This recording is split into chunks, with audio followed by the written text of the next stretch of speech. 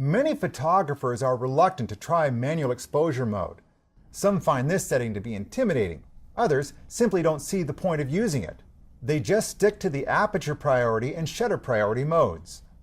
We want you to think of manual mode as the next logical step in controlling the exposure. Manual allows you the greatest control over the outcome of your photographs. The light could shift, momentarily changing the exposure for your subject. A sudden wind could ruffle your subject's hair. You might want a faster shutter speed to catch that movement. You could decide to change your entire composition. Regardless of what happens during your shoot, manual mode can help you bring your ideas to life. In the shutter and aperture priority modes, the camera influences the exposure settings. It meters the light and adjusts the settings as you shoot. You can engage exposure compensation to tailor the settings to your preferences. A-lock will prevent the camera from adjusting the exposure as you shoot. But rather than taking these extra steps, set the exact shutter speed and aperture value you want. This gets you closer to the results you had in mind. Take this photo as an example. The photographer selected a narrow aperture to create an infinite depth of field.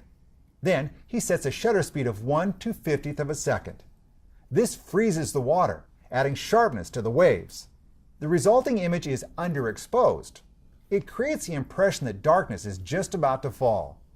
Had the photographer taken this image in aperture priority mode, the results would not have looked the same.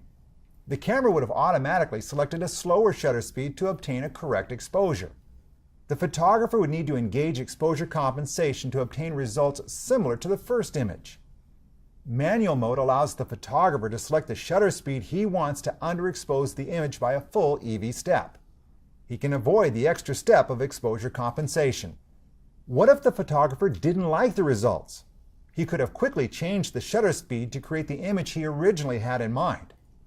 In manual mode, the main dial controls the shutter speed. Press the exposure compensation button and turn the main dial to set the aperture value. You may need time and practice to get comfortable with manual mode. It is critical that you pay attention to both exposure settings while keeping an eye on the exposure indicator. However, by shooting in manual, you can be assured that the settings you select are locked in place. You won't have to engage exposure compensation just to get the look you wanted. You'll have more creative control over your images.